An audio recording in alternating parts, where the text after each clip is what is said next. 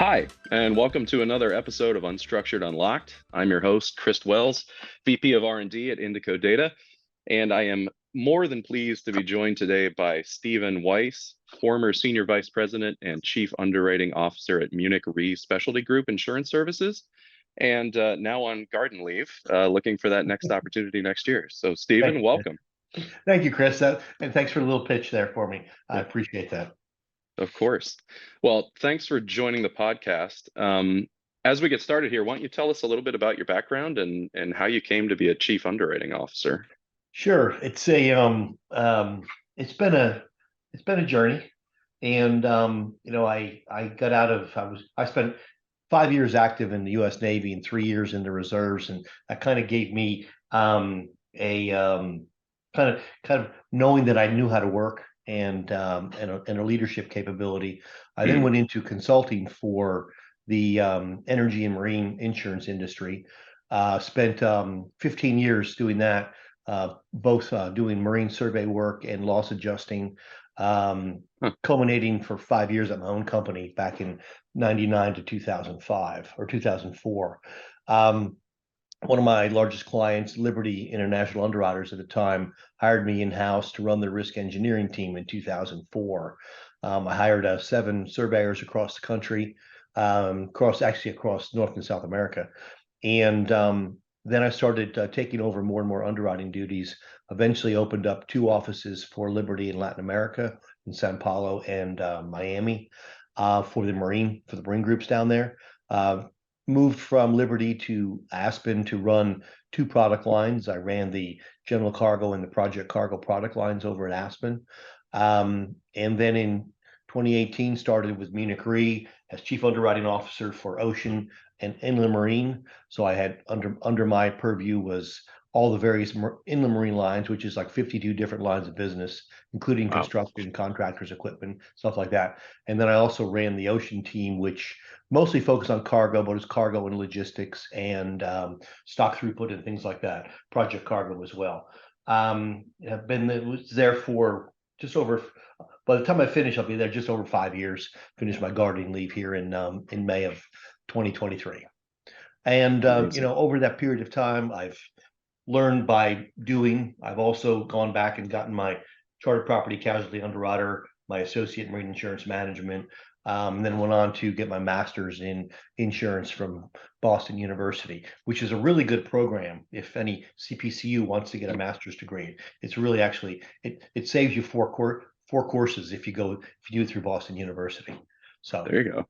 Little pitch for them while we're at it. Love it. Ocean team is a great name for a team, by the way. I love that.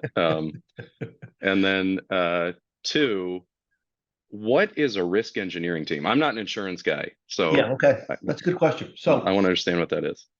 So many insurance companies, especially the larger ones that are focused on property and casualty with high severity possibilities, it could be frequency as well, but usually high severity. They hire teams internally to basically mitigate their risk. So I worked on the ocean team where we had guys go out and load ships and look at cargo and basically give the law. Part of it was loss control, and then part of it was actually doing the engineering, working with the various groups in order to make their risk more acceptable, as well as give them the usually they ended up with a better deal from us if they worked with us on the engineering side, because we were more in control of the risk. It's really a risk mitigation tool as well as a tool for underwriters to better understand the risk. Interesting. So they let you a little bit deeper under the hood and the risk better, and so the pricing is easier. That's what I did in my consulting business was really the risk engineering side of things. Okay. And so it was a perfect having an in-house tool like that for an insurance company really gives them a leg up on understanding large and complex risks. And exactly right, we go out and do a lot of site visits, a lot of under the hood looking, spend time with the clients in and around there, whatever it might be, everything from looking at warehouses to project cargo loading on ships to construction, looking at construction projects, anything that had a severity or a potential it was let's use an unusual risk. It was something out of Okay. the ordinary. Okay. Interesting. Final thought on your intro. Thank you for your service in the I Navy. That's appreciate that. great. Thanks, Chris. Yeah, of course. Most of the audience for Unstructured Unlocked comes from sort of the automation, artificial intelligence, world. Okay. Some, Okay. from a lot of different verticals, including insurance, but Yep. not exclusively. So, talk to us a little bit about what it is that a chief underwriting officer does. Like, what are the responsibilities? What's the organization look like? That kind of Okay. stuff. So the um, so the chief underwriting officer basically anything that is underwriting directed falls under his purview, his or Okay. her purview, because there's a lot of females that are chief underwriting officers as well. And what it really means is you set the standard and the guidance for your teams as to how they're going to assess and look at risks and then underwrite them from the standpoint of both pricing as well as terms and Mm, conditions in the policy. You're the one that assigns different responsibilities to different underwriters. You assign them authority levels. You take away their authority levels if they don't do what they're supposed to be doing. So really, he's the gatekeeper between the capacity provider, meaning that okay. the insurance company that actually gives us, because we were a managing general agency, an MGA, and as an MGA, we had capacity from our parent company, Munich Re, but we had to, as the chief underwriting officer, my job was to work with the capacity providers to make sure that they were comfortable with what we did. And if we wanted to do something more or something different, then I'd be the one who would be negotiating with the capacity providers. So Okay. also, if you placed reinsurance, we helped to place a reinsurance. We were very heavily involved in all aspects from the underwriting side to the administrative side, the operations side. We were in the process of a big automation upgrade with Ah, systems, and that was another part that fell under I worked with the chief operating officer to make sure that that went well. wow. That's a big umbrella. What are some of the sub teams that rolled up to you in that role? So I've had um, at Munich, it was specifically all the underwriters. So I had a Okay. team of 14 different underwriters across the country. And we worked business in Canada, North America, and Latin America. There was a team of six inland marine underwriters that were focused on construction, contractors' equipment, uh, electronic data, and all these different things that fall within the inland marine scope of business for an insurer. And then I Yep. had a team of eight ocean underwriters that focused on cargo, logistics, stock throughput, all the different things that basically grease the wheels to keep the supply chain working. Yep. Okay. Right Heavily on. involved in supply chain management. We did a lot of supply chain management. Okay. Interesting. And those that inland marine team, are they sort of, do they break down along lines of sort of specialties in terms of risk, or is it geographic, or how is that organized? It was a little bit of we hadn't regionally done geographically just because that's where they Yep. lived. But if Okay. but some of them had a specialty in motor truck cargo, some had a specialty in construction, some in contractors equipment. So they worked Interesting. together as a team in order to share brains if they got a risk in there they weren't as familiar with. Okay. That's pretty interesting. Who said insurance was boring? They were wrong. I've never said that.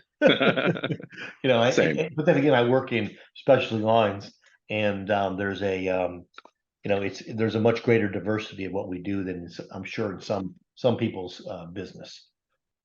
Okay. So Yep. That makes sense. Uh, speaking of interesting things, what's like the most exciting part of this job? Like, what got you out of bed in the morning when you were doing this day to day? well, I mean, there were two things really. One was the people, not only clients but also my staff. You know, I Yep. have I have a lot of very good friends that are also clients, and then the second part was how do you make something that is a little bit esoteric, i.e., insurance, into something that is concrete to your client, and then build them the best program along with your broker partners to really cover the risk that you're trying to cover. It was Yeah. really that service part plus the people part. Those Okay. two really kept me going. Yeah. Okay. All right. That's the good. How about the bad? What are some of the key challenges that are facing the underwriting, vertical or industry today? What's hard right now? Couple, you get back on the flip side, we have a people issue in the insurance industry because we don't have enough. We have Okay. a very, there's a very, we missed out in about the 30 to 45 year range. We're well below where we need to be because as people my age, and I'll say just something above that 45, I won't say exactly how old, but something above that, there's going to be a lot of baby boomers that retire. Yeah. And, I'm the last year of the baby boom. I was born the last year of the baby boom. So, 10 years from now, I'm going to need somebody to take my place. And these people are going to be 20 years younger than me Yeah. because of the that gap in the insurance space. So, um, what one of the things that I've focused on over the years is training, and not only training my own folks, but also, as we mentioned in our intro call, I work with different colleges to Yeah. help them have their people find jobs, as well as go in there and teach some courses that are kind of outside of the box for most of their instructors. I'm the chairman of the board of a group called the Houston Marine Energy Insurance Conference, and that group puts on a yearly conference in September or October where we focus on issues in the industry. But the biggest thing that we do is we bring in students from 8 different colleges to get them introduced to folks that are in the industry, as well as give them a chance to hear about what's going on in the industry. And we had over 500 or just about 500 people at the conference back in October, and Wow. we've just finalized all of our donations to the schools. We give school scholarships. We'll be giving away about $120,000 this year from the Whoa. money that we made from the conference. Wow. So it sounds like you're having pretty good success trying to rebuild this pipeline. Yeah, well, the there's about, I don't know, I think the number is somewhere up around 100,000 short people in the Wow. industry by 2025 or 2027.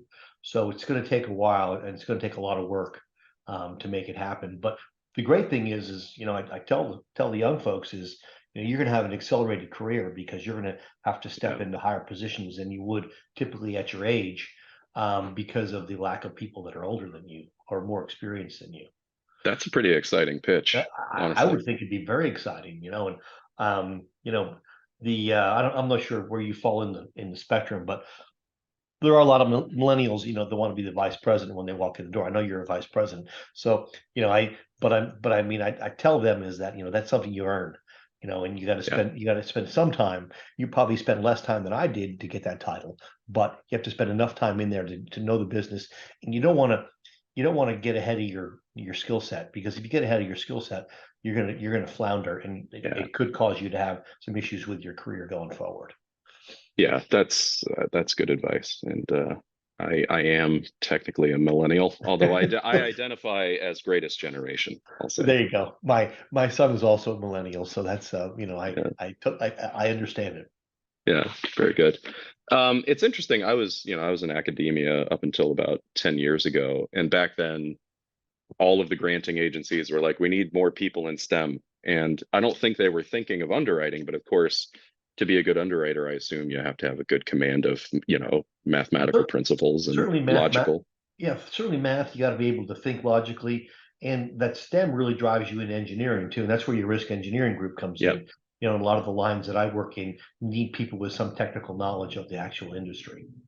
Yeah. So I love it when folks like yourself give back to academia because academics, they're not an industry, right? And so taking that industry Now, knowledge some back, people would say that's not true anymore, but it's I changing. Yeah. there are certain colleges that seem like they're on an industry focus, but yeah, no, I think that you got to pay it forward. We had, Yeah.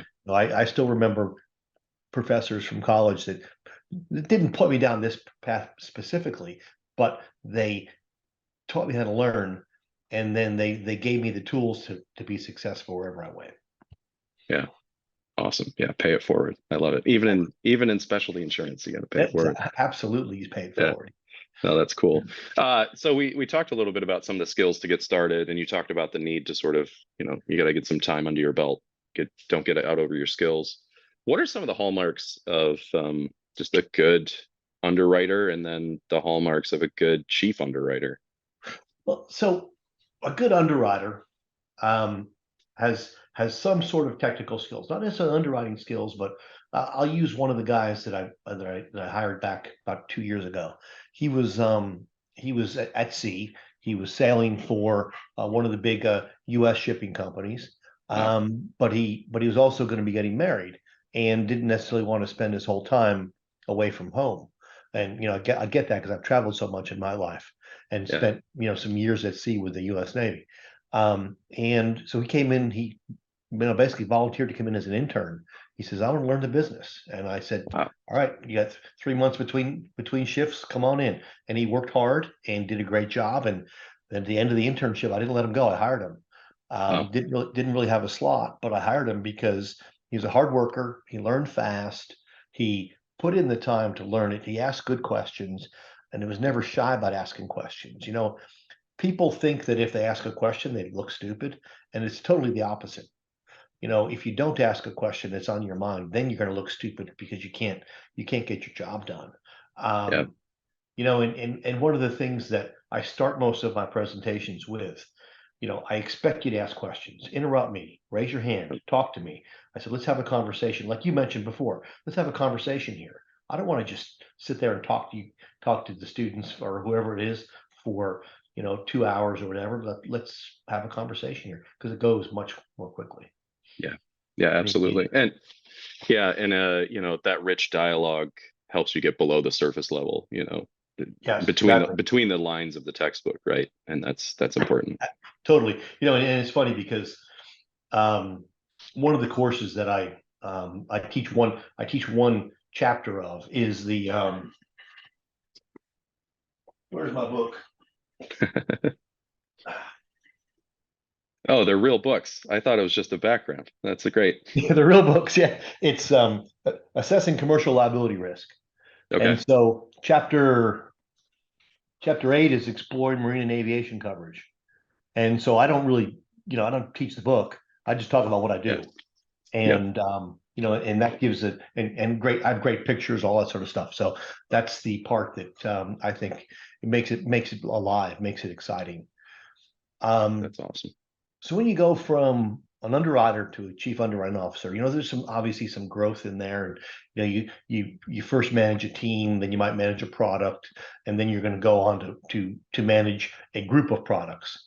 Um, I think it's again, it's two things. One, you got to have a skill set, an underwriting mindset, and the Yeah. second thing is you got to hire good people because there's no way you can run a line of business that has 25 or 30 different lines in it, or a business that has that many lines in it by yourself. You know, Yeah. you you're not going to have the skill set across all of that. What you have is a overall understanding of what the goals are of the. So you got to switch from a tactical to a strategic. You got to Okay. go from your day to day to okay, what's our long term goals here, and so you got to shift from the day to day mindset to a more long term mindset. Where do you need to be in 3 years, 5 years, and then build your team in and around that as well as work with your capacity providers, work with your colleagues, work with the folks that drive you to success or help drive you to success to make a make a business out of it, and treat it as your own business and treat the money as your own. You want to consistently perform. You want to make sure you stay ahead of what the market's doing, as well as you want Ah, to make sure you're staying ahead of any claims trending that might be coming through. okay. Interesting. All right. And you got to learn how to work with data. Not so much. Yeah. I'm not going to. I'm not the one that's doing pivot tables and spreadsheets, but I Yeah. need people that first of all can do that, and I need to ask the questions of them or give them the KPIs that I want to look at or the key performance indicators that I want to Yep. see, so that we can take this huge volume of information we get in and make it into something that we can actually track and see how things are going. I think I'm trying to get over to your AI side and your. No, I was gonna say that that's an excellent transition. I'll send you a check later for making that one easy for me. No, I think we've done a good job here of establishing the fact that you know your stuff. And so let's dig in. Let's talk a little bit about Sounds good. underwriting processes, and specifically, I'm interested in. A lot of people are talking about this nowadays. I'm really interested in the submissions intake process, what that looks like. Well, it depends on obviously how you're doing your business. So if you're, Yeah. let's start with the one that everybody's familiar with, your auto, your homeowners. Okay. Basically you're usually doing it direct with an insurance company. You're doing it online. You're entering the data in yourself. Yep. I'm not in that business. The business that I am in is we are driven by agents and brokers. So there's an intermediary between us and the client. The client brings the business to this um, insurance intermediary, and it could be there's the big ones are like Marsh, Aon, Willis, but then you have also Hmm. you have Amwins, Ryan Turner. You have then thousands of smaller ones. Yep. We had probably 150 to 200 appointed agents that we worked with on a $65 million book of business. And all of these folks, or the whole goal is they need to give you as much information as they can that is risk specific. And then our process is relatively manual. They send us the risk in, and then we input it into our system, and Okay. then we use our system to assess the risk as well as your underwriting knowledge and background. We were just the last 2.5 years. We were in the middle of a moving to a new policy administrative system, which would be intake, underwriting, Yeah. claims, and all the AI data, all that sort of stuff into one of the well-known ones. And um, it didn't go, or it hasn't gone quite as well as they told us it would. And what I mean by that is the salespeople from an organization tell you they can take you to the moon.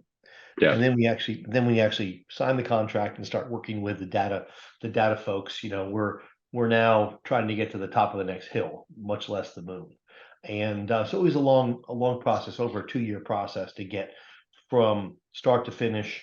And Yeah. then you see, you do all your you do your road mapping, you do all your sprints, you do all these things, and then Yeah. you end up with a minimum viable product.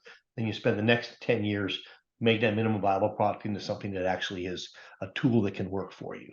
Yeah. And I don't know if there's an easier way to do that, but that was less than I was less than impressed by how that whole process went. Not because they weren't hardworking people and didn't, and it hasn't gone. We haven't made huge progress. It was just that we had to build so many pieces of it that we thought were going to come straight off the shelf. Uh, yeah. Okay. How much of that? I'm curious about this because I talk to folks in a lot of different industries, and I hear similar Yep. stories with Yep. their adventures in enterprise tech. How much of that is lack of understanding on the vendor side of process, and how much of it is maybe bespoke processes within the organization that are probably due to change? Well, I think that there's certainly both of those things certainly play in. Yeah. And I think the biggest hickey that I saw is that the sales team nodded their heads, but then they didn't really understand what we were asking for. Okay. Because we do need a bespoke product. I mean, it's not Yeah. something, we're not, like I said, we're not selling 50,000 auto policies a month. We're Yeah. selling 200 large policies a year on the ocean cargo side, or maybe 500, to get to a $40 million number. So they're large policies, and they're very complicated and very, Yeah. and so there's, I think it's both sides. I think that it's a vendor misunderstanding. Maybe we didn't explain it well enough or give them enough detail. And then of course it is bespoke, or the products themselves are difficult. Wrong word is difficult, but maybe challenging to take from where we are now from manual process into an automated process. Yeah. Okay. So That's interesting. All right, to the vendors out there selling to specialty insurance, make sure you're paying attention. This stuff isn't easy. Absolutely. And, and I think that the other piece that I would say is, again, bring in your, bring in some of the people that are going to actually work with the client to Yeah, develop the product. Don't just have a sales team that then never touches the product again. yeah. No, That's yeah. that's the disconnect. That's the major disconnect right there. Yeah, it's funny, you go to a car dealership and you buy a car and you're pretty sure that the person across the table has driven a car before, but in enterprise sales, you don't have the same sort of thing, which is bizarre to me. Um, except at Indico, our salespeople Of actually course, know how our of product course. works. Well, Um, and there are a lot of companies that do, especially all the new insurtechs. They're getting better and better. A lot of these guys come out of the industry. They have a yep. fantastic background.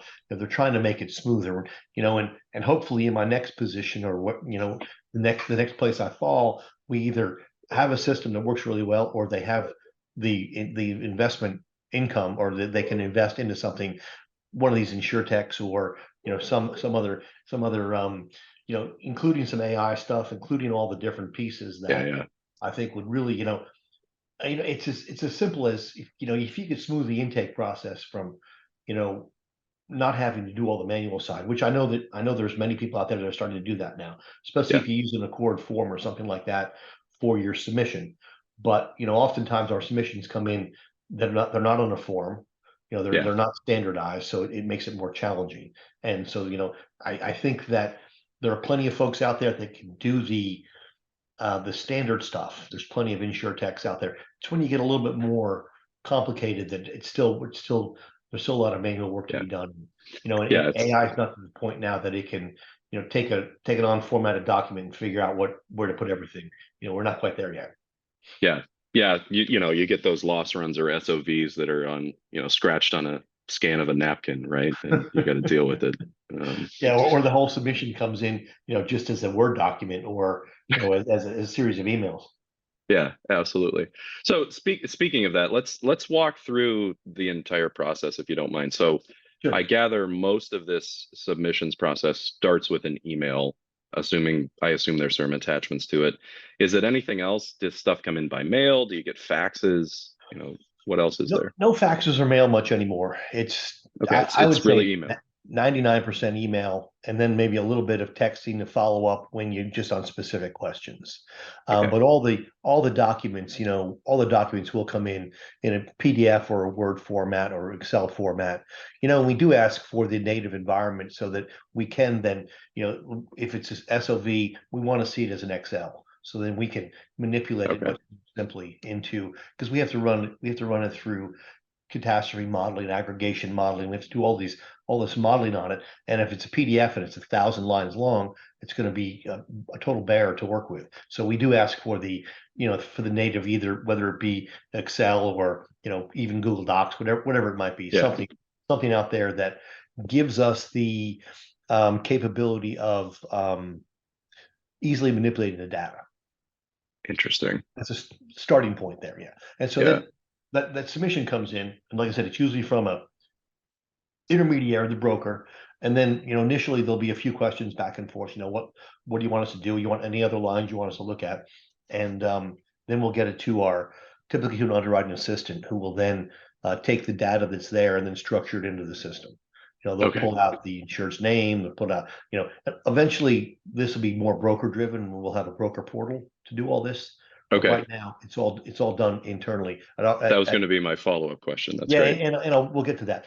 But at the company that just well, I'm still working there, but the it's all driven by the underwriters. It comes in, the underwriter assistant gets it in there, and then it goes to modeling for the catastrophe and the aggregation modeling, and then it comes back to the underwriter. And then the underwriter then runs it through the rating engine, so that we Yeah. can then rate it up with all the different pieces that are involved to that rating engine. And then rating engine then spits out a quote.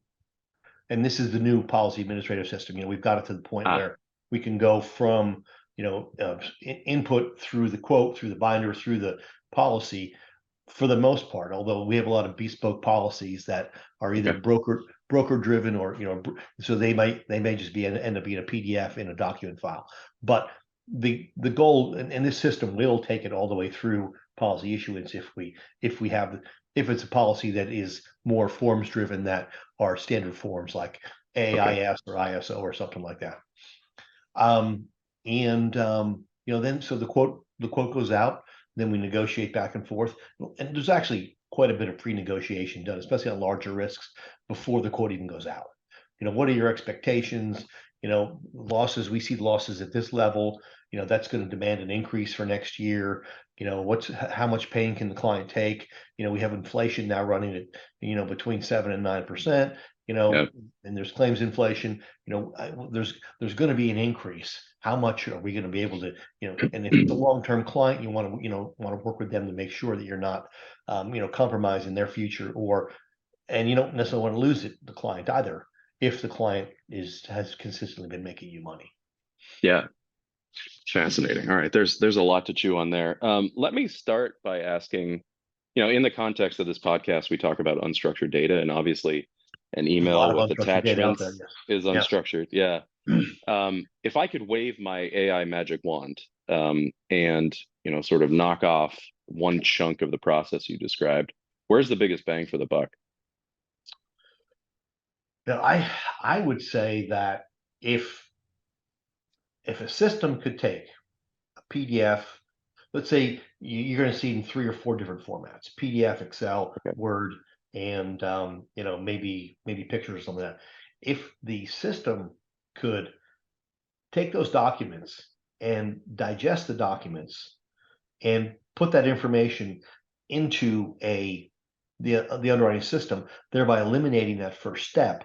Basically what the broker would do is he'd send it to a specific mailbox, and then that Yeah. specific mailbox would then take all these documents and spit them into and I don't, spit's that's a pretty low tech word, but put Fine. them into put them into the right places, and then end up with a submission that's been now input without any hands having to touch it. And Okay. unstructured data, that's a challenge. I know that, because the It fields is. don't match up. Well, and it's important to get these details right.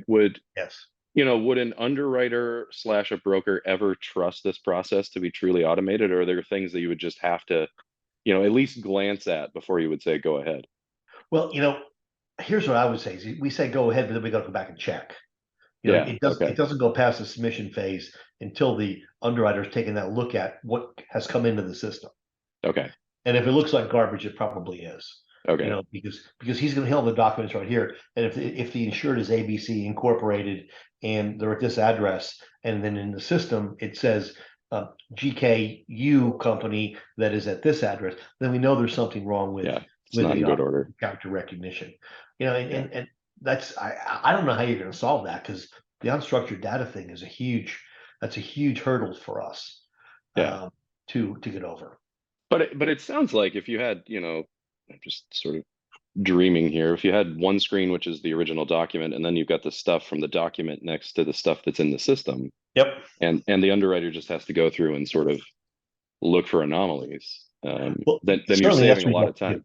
That Yeah. should be saving a lot of time. That could be the underwriting assistant could do that too, Yeah. because they're the ones who would do the data entry anyway. So now Ah. they just go ahead and review the data, and All then right. or the assistant underwriter, and then the data's been reviewed, and maybe we've saved 4 or 5 hours. And Yeah. if the system can also recognize and say, oh, this is a schedule of values for this particular cargo program, these are all the warehouses. Okay, now I can look at all this, and I see the addresses, I see the amounts, I see the locations, and then I can just go ahead and reach out to RMS or AIR or whomever you're using for your CAT tool, and Yeah. then you can bring that information back in, and you can eliminate maybe the step where it has to go to a separate person who has to analyze the data and change it into a different format. But I think Yeah. one key to all this is to not so much accept structured data with certain parameters, or unstructured data. And what I mean by that is your SOV has to have boom, boom, Ah. boom, boom, boom. And then Yep. we automatically upload it, or your bordereau when it comes in. If you let's say you're the capacity provider for an insurance for MGA, when that bordereau comes in, it has to be in this format. So then we can just upload it, or the API can Yeah. recognize it. So that's not truly unstructured data, but it's a good use of a known capability in the system. But yeah, you're exactly right. Have that two screens, boom, boom, boom, review it. If Yeah. it's 99% accurate, then you say, okay, that just elevated my trust one more step up. Yeah. And Okay. I So think, it sounds like the wish list is AI, bionic arm for the underwriting assistant. And then on the other side, I'm trying to think how to phrase this. Some way of rationalizing the various formats there are core concepts you need to get to, right? yeah, Rationalizing the various formats down into those core concepts, that would really streamline the process. well, yeah, it would make it so that if the AI could recognize that, okay, these two lines are flipped from what I need them to be Yeah. to go into our aggregation system, I can just flip them, and then a quick review by the underwriter. Or the risk engineer, does this look good? And then it's like, okay, well, you fix all the columns, and yeah, now we can Yeah. send it up in there. That kind of thing might be simpler than truly unstructured data. It's just taking Yeah. data that's in the wrong format and fixing the format. Right. It could be the first step, and then the second step would be more the totally unstructured data, like you Yeah. have scanning 20 emails, and the system's got to figure out what everything is from those 20 emails. Yeah. Absolutely. Well, this is interesting. All right, let's come back down from the clouds and dreaming for a second. My experience, in financial services, I worked with and for insurance companies periodically, and my experience is that digital transformation in insurance for a long time has been kind of like the F word. Like, people say it a lot more than they're actually doing it. So That's in legacy companies. I agree. especially legacies companies. So talk to me a little bit about where you've seen success with digital transformation and automation, sort of in the all of the underwriting flows, submissions, Okay, claims, all of so that. there are certain systems out there that um, make the underwriter's job simpler. That it doesn't take away some of the fixing the data, but what they do is um, they take away most of the legwork. Okay. And there are a couple of MGAs out there. There's probably more than a couple, but there's some MGAs out there that were able to start with are you familiar with like the Lloyd's Lab and these other Yeah. accelerators that are working Yeah. with these insurtechs? Yeah. Great stuff. Some of the folks that have come out of these Lloyd's labs have developed systems with underwriting input that are, let's say, they're 75% of the way there. Okay. They can't do the unstructured, but they can do most everything else except for that one piece. And it's simple input, but it's also hugely focused on tracking that data and being able to produce numbers and KPIs and things like that out of that data. And I think a lot of insurance companies struggle with that because every one of their product lines has different fields that they use for Okay. the same Yep. thing. Yep. And so that was one of the focuses we had building this PAS system, was that everybody has to use the field consistently. So if even though if we call it something different, because I'll have throughput, on cargo. I'll have $100 million worth of cargo throughput. That's the same thing as revenue for a cyber risk. So Okay. you just Yeah. have to make sure you're thinking logically, so that the system, so you don't have to build four different systems. You can build one Okay. system that does four different things. Yeah. Yeah. Absolutely. And so you would say that's a win, is like rationalizing those things across different Totally, lines. totally. Yeah. And a lot of the insure techs that have been very successful have been very niche focused, Okay. which makes it a little simpler for them to develop a system. But you know, not to take away from them, but the work that they put in there to make it simple has been amazing, as what they've been able to do. Okay. Um, And I mean, I'm not real familiar with exactly what you guys do, but I will say that um, people are becoming more and more aware or cognizant of what it takes to, or what you can and can't do within these systems right now. Yeah. And I Yeah. think that I think that that's becoming, what you can and can't do now is 50% less than it was 10 years ago. Absolutely. And I think there's going to be that progression. And I think then eventually, Chris, you're going to be able to just throw in 50 faxes or 50 emails, no faxes, 50 emails, and boom, you'll be able to spit out and have a quote within an hour.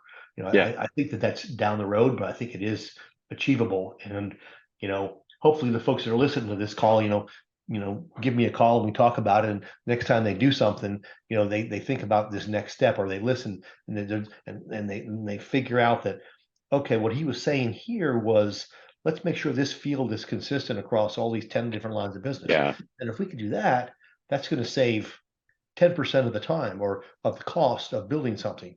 And I also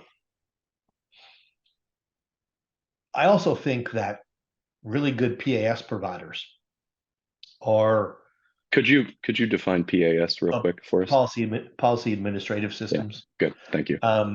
They are, these are the guys that are developing the systems that, Yeah. do the submission, quote, bind, policy issuance, and then all the tracking claims on the backside, and accounting usually off to the side as well.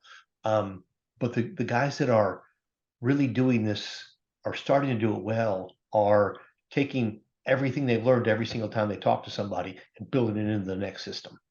Okay. And so each time their product gets a little better. Now, what I would suggest to those folks in the world that build these systems is, if you don't have a system that's close to what you're delivering, work with your client at a reduced rate to help build one, because Ah, you will also learn a lot of good things from doing that business, and don't expect your client to pay for all of that. yeah. Subsidized research, right? Yeah, exactly. I mean, Yeah. we're happy to work with people that want to work with us, but if you come in and tell us you can do this and then you can't, don't say, well, you got to pay for it anyway. So Yeah. No, that's crazy. And very short-sighted. So yes, let me see. There are a few things in there that you're talking about. One, um,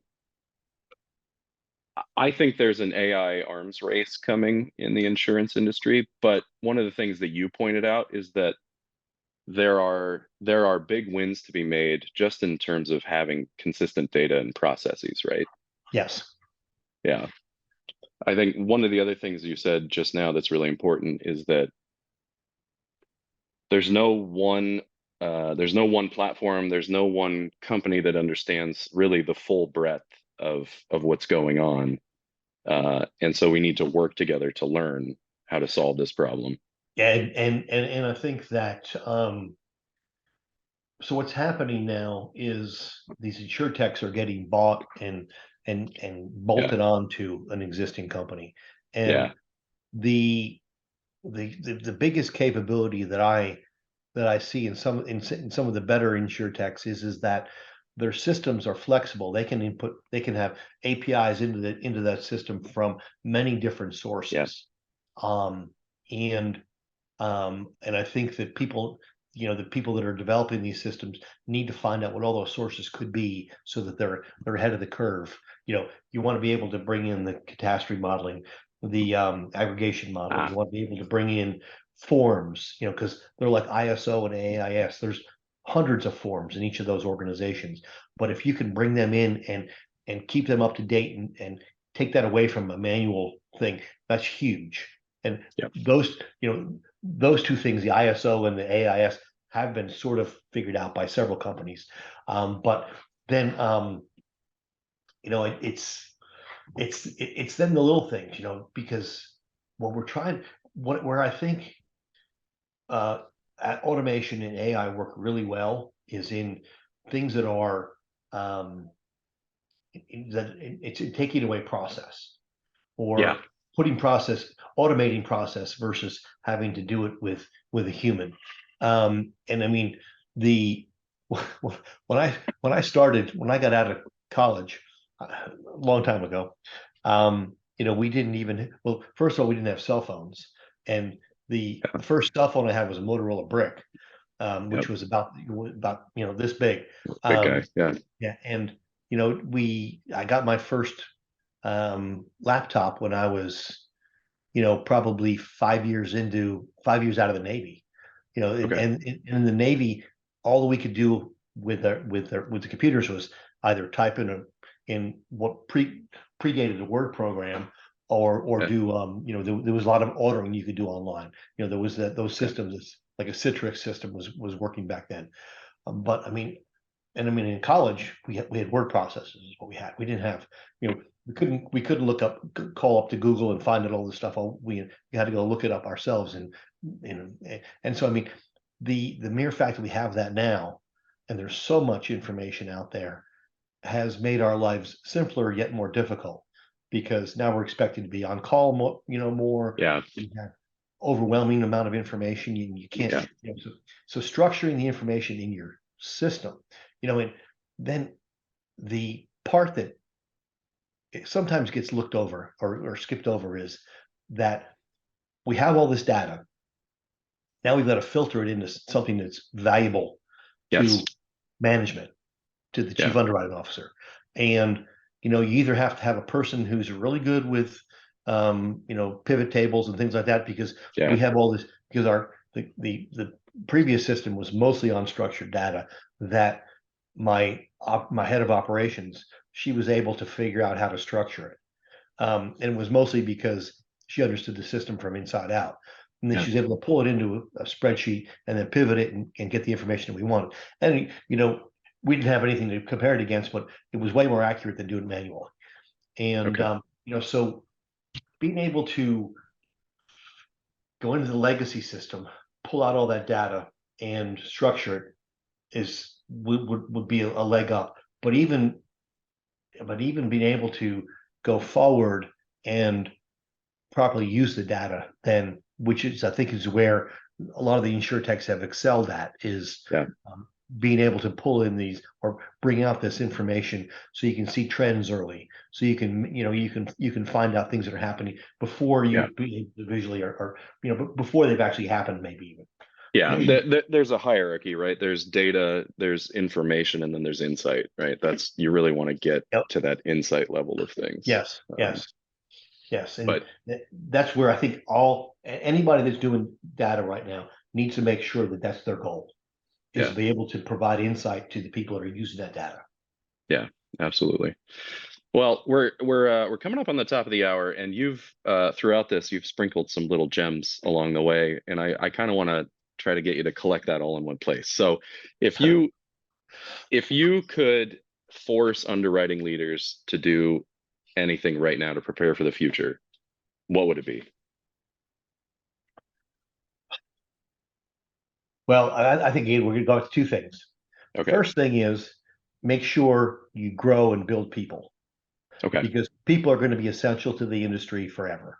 And then the second thing is find a provider of systems, or let's call them platforms, that is cloud-based, that is very much focused on future state, not past, and that brings the data from the data state to the insight state. Yep. And I think that, well, and I also mentioned, make sure you have your implementers involved with the sales team. Ah. I think that's super key, because if the implementer is there and he hears something that's, no, we can, and he knows we can't do that now, he can either Yeah. make sure that that gets transmitted back, or he interrupts at that time and says, okay, no, we can't do that, we can do this, but we can't do that. I think that would have saved much of my frustration with our current provider. Yeah. So Yeah, I see that a lot, where folks are afraid to say no on the sales side, and they yep. forget that you could say no, but, right? And that's where those implementers become, Or, that's where they save the day. that's not something that I know, but let me check and see if we can do that. And if you Exactly. can't do that, that seems like a great thing that we can be working on with you. Yeah, And exactly. we'll work on you with that at half our normal rate or something like that. There's ways to work around all these things that would make that would make the experience much more palatable to the people that are paying the bills. Yeah, yeah. So the advice to the vendor side is, be honest, don't overpromise and Oh, underdeliver. yeah, And I exactly. think on the underwriter side, you're saying, look for vendors that are not just selling you, something that they think is fully baked, but look for partnerships Correct. to get to that end Because state. it's going to be a long-term partnership. Yeah, If you're spending 15 or 20 million bucks on a system, that's not going to be something you use and discard the next year. I mean, unless it was totally yeah, misread. But I mean, it's going to be something you're going to be living with. So, yeah, you're going to be partnering with the same organization for many years. And yep, so, you need to take that mind that from the purchaser's mind, that mindset needs to go in there. And from the seller's mindset, they need to think about, hey, we're going to be working with these guys for 10 years. We better yeah, do this right and not, like you said, over promise and under deliver, because that's going to leave a sour taste in the mouth right off the bat. yeah. Words of wisdom. All right. Well, this has been another episode of Unstructured Unlocked. I've been speaking with Steven Weiss, who is on garden leave from his role as a chief underwriting officer and senior vice president. Steven, you've told us a lot of great stuff and given us some ideas for how to go forward, and I've really enjoyed it. Thank you so much. Thanks, Chris. Appreciate the time today. Yeah, of course. Take Take care. care.